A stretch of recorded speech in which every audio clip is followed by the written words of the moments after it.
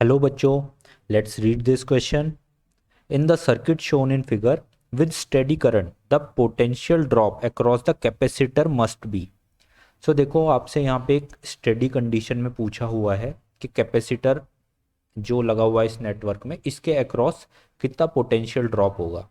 ठीक है, let's say इस कैपेसिटर के इधर मैं एक पॉइंट कंसीडर कर लेता हूँ, ये पॉइंट ए है और ये आपका पॉइंट बी है। सो आपसे बेसिकली पूछा हुआ है V A minus V B कितना होगा। ठीक है, तो देखो जो की कॉन्सेप्ट हम यहाँ पे यूज़ करने वाले हैं वो क्या है। की कॉन्सेप्ट में आपको सिंपल, अगर कैपेसिटर किसी सर्किट में लगता है तो उसकी क्या प्रॉपर्टीज़ होती हैं वो आपको पता होना चाहिए। दूसरा, आपको यहाँ पे किरचॉफ लॉ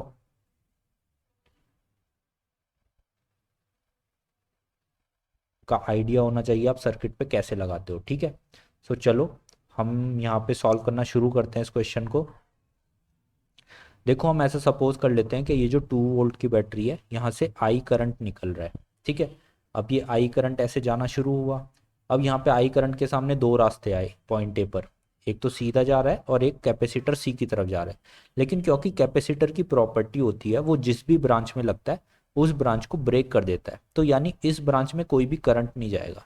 ये जो पूरी आपकी ब्रांच है ये नील हो जाएगी, यहाँ पे कोई भी करंट नहीं जा रहा है। ये किसकी वजह से हो रहा है? कैपेसिटर की वजह से, क्योंकि ये एक स्टेडी स्टेट है। स्टेडी स्टेट का मतलब है कैपेसिटर ऑलरेडी चार्ज हो चुका है, उसे जितना करंट चाहिए था उसने ले लिया। अब वो इस जो ब्रांच है इसका कोई भी मतलब नहीं रहा यहाँ पे। सो आप इसको यहाँ से इग्नोर कर सकते हो ब्रांच को। ठीक है, तो अगर अब आप इसको देखो पूरे सर्किट को, तो एक ये रेजिस्टेंस ऊपर वाला और एक ये नीचे वाला रेजिस्टेंस, ये दोनों एक दूसरे के साथ सीरीज में कनेक्टेड है। तो जो इक्विवेलेंट रेजिस्टेंस हो जाएगा अब इस ब्रांच का, इस पूरे सर्किट का, वो कितना हो जाएगा? 3R हो जाएगा, जो कि है R+2R। ठीक है, इसी तरीके से अगर आप इक्विवेलेंट वोल्टेज देखोगे इस पूरे सर्किट में, अब ये वाली वोल्टेज का हमें कोई लेना देना नहीं है क्योंकि ये ब्रांच हट चुकी है। सो एक ऊपर V है, यहाँ पे 2V है, लेकिन दोनों की जो पोलैरिटी है वो अपोजिट है। ठीक है, अगर आप इधर से चल रहे हो तो ये देखो अपोजिट पोलैरिटी में पड़ रहा है, इसका पॉजिटिव इधर है नेगेटिव इधर है। तो इक्विवेलेंट जो आपकी पोटेंशियल है ये हो जाएगी 2V माइनस वी, तो यानी V हो जाएगी। ठीक है, तो अब आप इस करंट I की वैल्यू निकाल सकते हो। सर्किट में कितना करंट आपका दौड़ रहा है, तो I कितना हो जाएगा? सिंपल आपका ओम्स लॉ से V/R। ठीक है, दोनों इक्विवेलेंट हमने लिए हुए हैं सॉल्व करके, तो ये कितना आ गया? V/3R।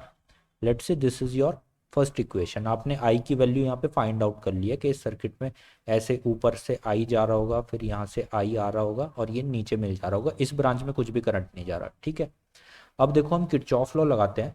हमें V A minus V B चाहिए, तो हम पॉइंट ए से चलना स्टार्ट करते हैं और घूम के इस लूप में पॉइंट बी तक आते हैं और फिर देखते हैं हमारा किरचॉफ लॉ से हमें क्या वैल्यू मिलती है।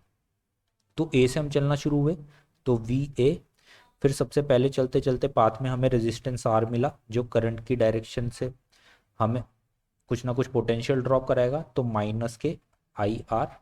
फिर हम चल रहे हैं सामने, फिर हमें अपोजिट पोलैरिटी में लगी हुई एक सेल मिली जिसकी वोल्टेज है वी, तो माइनस वी। फिर हम नीचे आए, अब देखो अगर हम इस पाथ पे आ रहे हैं इस डायरेक्शन से, तो वी हमारी डायरेक्शन में लगी हुई है तो ये प्लस वी हो जाएगी इस बार। ठीक है, और फिर हम पहुंच जाएंगे कहाँ पे? पोटेंशियल बी पर। तो ये हमने किरचॉफ लॉ यहाँ पे लगा दिया। अब इसके बाद हम क्या करेंगे? V A minus V B हमें फाइंड आउट करना था, V A minus V B, तो ये कितना हो जाएगा? वी से वी कैंसिल आउट हो जाएगा, ये हो जाएगा आई आर। राइट, अब देखो फ्रॉम इक्वेशन 1 हम यहाँ पे आई की वैल्यू पुट कर सकते हैं। तो आई की वैल्यू जब हम पुट करेंगे V/3R इंटू आर, ये हमें जो पोटेंशियल डिफरेंस चाहिए V, जो कि डेल्टा वी इसको मान लेते हैं V A minus V B को, ये हमारा आंसर हो जाएगा। क्योंकि आर से आर कैंसिल हो गया तो V/3 जो है that is our correct answer. This is the potential difference across the capacitor. तो V/3 आपका ऑप्शन नंबर सी में आपको दिख रहा है। So I hope you understood this question. Good luck.